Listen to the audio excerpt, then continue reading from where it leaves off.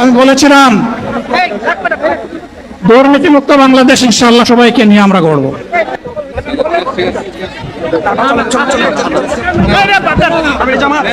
জামাতে ইসলামী যদি আল্লাহর ইচ্ছা এবং জনগণের ভালোবাসায় বাংলাদেশের মানুষের সেবা করার সুযোগ পায়, তাহলে মালিক হবে না, সেবক হবে ইনশাআল্লাহ।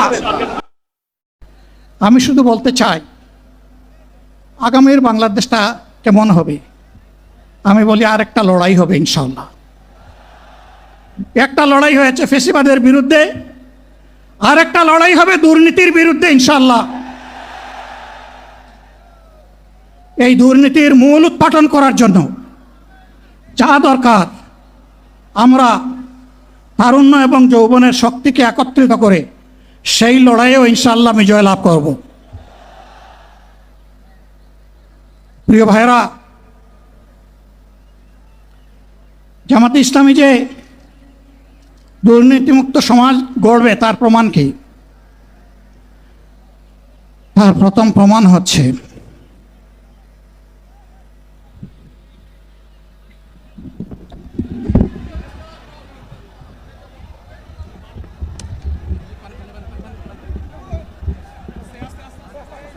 আপনারা অবস্থান করুন যার যার জায়গায়। আপনাদের সবকিছু দেখার স্থান পরিবর্তন করবেন না, সবাই জায়গায় থাকেন, সবাই তার নিজ নিজ জায়গায় অবস্থান গ্রহণ করেন, সবাই তার নিজ নিজ জায়গায় অবস্থান গ্রহণ করেন। আপনারা নিজ নিজ জায়গায় থাকুন, প্রয়োজনীয় দিক নির্দেশনা দেওয়া হবে। আপনাদের উত্তেজিত উদ্বেলিত হওয়ার কোনো কারণ নেই।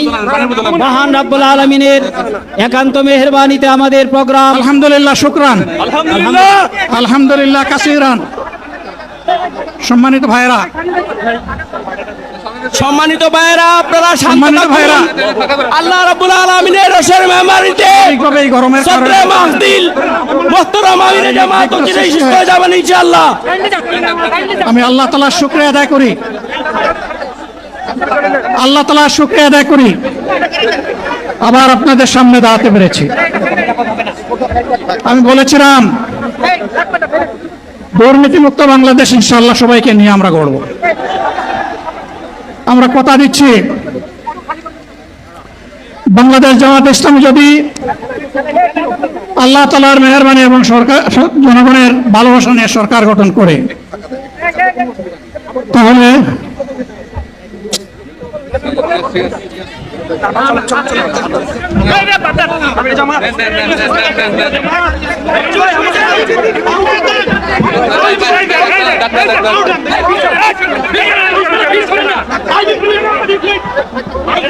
আপনারা নিজ নিজ জায়গায় অবস্থান করুন। আমাদের স্বেচ্ছাসেবকগণ আছেন, সংশ্লিষ্ট বিভাগের দায়িত্বশীলরা আছেন, তারা প্রয়োজনীয় ব্যবস্থা নেবেন। কারো মাইকের সামনে আসার দরকার নেই।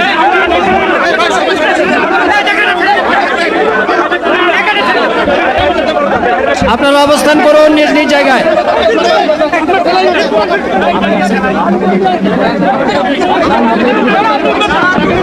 সবাই মেহরবানি করে শান্ত হয়ে বসুন, শান্ত হয়ে বসুন, শান্ত হয়ে বসুন। আপনারা সকলে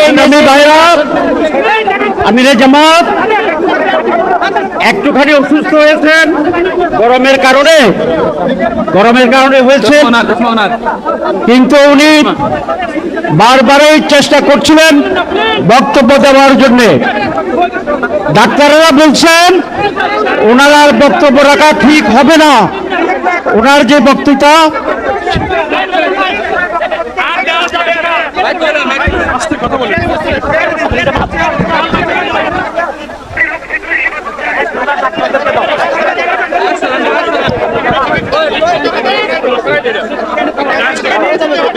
আপনারা নিজ নিজ আসনে উপবেশন করুন। সংগঠনের দায়িত্বশীলগণ প্রয়োজনীয় দিক নির্দেশনা দিবেন। আপনাদেরকে নিজ নিজ জায়গায় অবস্থান করার জন্য অনুরোধ করা হচ্ছে। দেন না এখানে আপনাদের এই ড্রোনগুলো আলহামদুলিল্লাহ, আলহামদুলিল্লাহ। আরে আল্লাহ যত সময় হায়াত দিচ্ছেন, আল্লাহ যত সময় হায়াত দিয়েছেন তত সময় মানুষের জন্য লড়াই করবো ইনশাআল্লাহ। এ লড়াই বন্ধ হবে না। বাংলার মানুষের মুক্তি অর্জন হওয়া পর্যন্ত আমাদের লড়াই অব্যাহত থাকবে। বলছিলাম, জামাতে ইসলামী যদি আল্লাহর ইচ্ছা এবং জনগণের ভালোবাসায় বাংলাদেশের মানুষের সেবা করার সুযোগ পায়, তাহলে মালিক হবে না, সেবক হবে ইনশাআল্লাহ।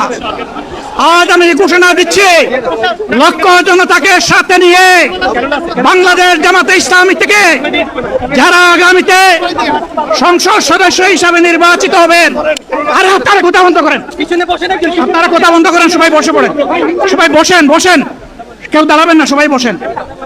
যদি আল্লাহর ইচ্ছায় জনগণের ভালোবাসায় বাংলাদেশ জামাতে ইসলামী থেকে সংসদ সদস্যরা নির্বাচিত হয়ে সরকার গঠন করেন, তাহলে কোন এমপি, কোন মন্ত্রী আগামীতে সরকার কিন্তু প্লট গ্রহণ করবে না। কোন এমপি এবং কোন মন্ত্রী ট্যাক্সবিহীন কোন গাড়ি চড়বে না। কোন এমপি এবং কোন মন্ত্রী তার নিজের হাতে কোনো টাকা চালাচালি করবে না। কোন এমপি এবং কোন মন্ত্রী যদি তার নির্দিষ্ট কোনো কাজের জন্য বরাদ্দ পেয়ে থাকেন, কাজ শেষ হওয়ার সাথে সাথে বাংলাদেশের 18 কোটি মানুষের কাছে তারা তার প্রতিবেদন তুলে ধরতে বাধ্য হবেন। সম্মানিত বন্ধুগণ, চাঁদা আমরা নিব না, দুর্নীতি আমরা করব না, চাঁদা আমরা নিতে দেব না, দুর্নীতি আমরা সহ্য করব না। এই বাংলাদেশটাই আমরা দেখতে চাই। যুবকদেরকে আমরা স্পষ্ট ভাষায় বলতে চাই, বন্ধুগণ, তোমাদের সাথে আমরা আছি। আমি আজকে জামাতের আমির হিসাবে এখানে কথা বলতে আসিনি। আমি এসেছি বাংলাদেশের 18 কোটি মানুষের একজন হয়ে কথা বলতে। আমি শিশুদের বন্ধু, আমি যুবকদের ভাই,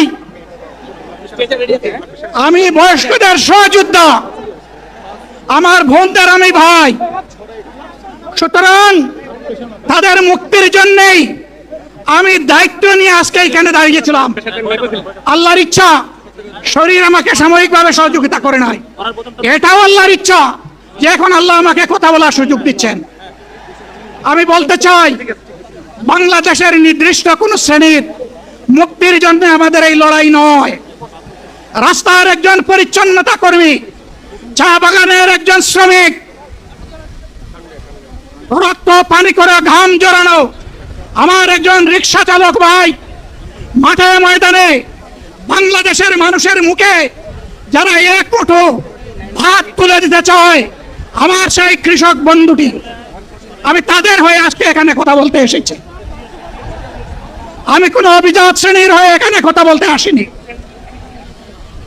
আল্লাহ তাআলার অশেষ মেহেরবানি, আজীবন সকল রক্ত চক্ষুকে উপেক্ষা করেছি, জেল জুলুমের পরোয়া করি নাই।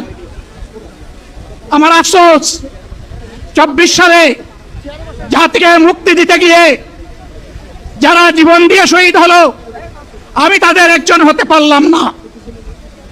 আপনাদের কাছে দোয়া চাই, ইনসাফের ভিত্তিতে একটি দেশ গড়ে তোলার জন্য আগামীতে যে লড়াই হবে, আমার আল্লাহ যেন সেই লড়াইয়ে আমাকে একজন শহীদ হিসাবে কবুল করেন।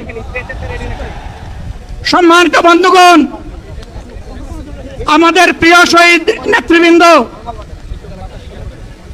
2006 সালের 28 অক্টোবর থেকে শুরু করে পল্টন গণহত্যা, শাপলা গণহত্যা, সারা দেশের গণহত্যা, পিলখানার গণহত্যা, 24-এর গণহত্যা, এই গণহত্যা যারা করেছে তাদের সকলের বিচার বাংলাদেশের মাটিতে নিশ্চিত করতে হবে।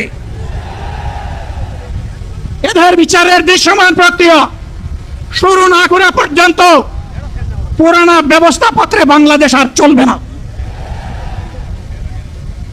এতগুলো মানুষ এমনি এমনি জীবন দেয় নাই, জীবন দিয়েছে জাতির মুক্তির জন্য। যদি বস্তাপচা পুরানা সবকিছুই টিকে থাকবে, তাহলে কেন তারা জীবন দিয়েছিল? যারা ওই বস্তাপচা ব্যবস্থাপনায় বাংলাদেশকে আবার গড়তে চান, তাদেরকে আমরা বলি, জুলাই যুদ্ধ করে যারা জীবন দিয়েছে, আগে তাদের জীবনটা ফেরত এনে দেন। যদি শক্তি তাকে বিরতে দেন, আপনারা পারবেন না। যেহেতু পারবেন না, কাজেই নতুন ব্যবস্থায় নতুন বাংলাদেশ গড়ে তোলা হবে ইনশাআল্লাহ। শিশু, কিশোর, যুবক, মা, বোন, শ্রমিক, ছাত্র, জনতা, ব্যবসায়ী, সবাইকে যেই দেশ, যেই সংবিধান, যেই রাষ্ট্র নিরাপত্তা দিতে পারবে, সেই নতুন বাংলাদেশ আমরা গড়ে তুলতে চাই। ভাইয়েরা, আমাকে সবাই চাপ দিচ্ছে, কেউ বলে ভাই শেষ করেন, কেউ বলে চাচা শেষ করেন। আমি তাদেরকে নিশ্চয়তা দিয়ে বলছি, আমার মৌত আমার আল্লাহ নির্ধারিত সময় থেকে 1 সেকেন্ড আগে হবে না, এবং হায়াত যা দিয়েছেন তার 1 সেকেন্ড আগেও আমি যাব না। অতএব মহান আল্লাহর কাছে আবারও তৌফিক চাই। আপনাদের কাছে যে কষ্ট হয়েছে, আপনারা, আমি তো এখানে শান্তিতে বসাছিলাম, আর চতুর্দিকে শুধু দৃষ্টি বুলাচ্ছিলাম। কি কষ্ট হচ্ছে আমার ভাইদের। প্রিয় ভাইরা, এই কষ্ট আল্লাহর জন্য। এই কষ্ট কার জন্য? ইনশাআল্লাহ আল্লাহ তাআলা আপনাদেরকে তার উপযুক্ত জাযা দুনিয়া দিবেন, আখিরাতে দিবেন। আপনাদের এই ত্যাগের বিনিময়ে নতুন বাংলাদেশ আমরা পেয়ে যাব। আসুন সেই নতুন বাংলাদেশের জন্য একবার স্লোগান দিয়ে শেষ করি, নারে তাকবীর। আসসালামু আলাইকুম ওয়া রাহমাতুল্লাহ।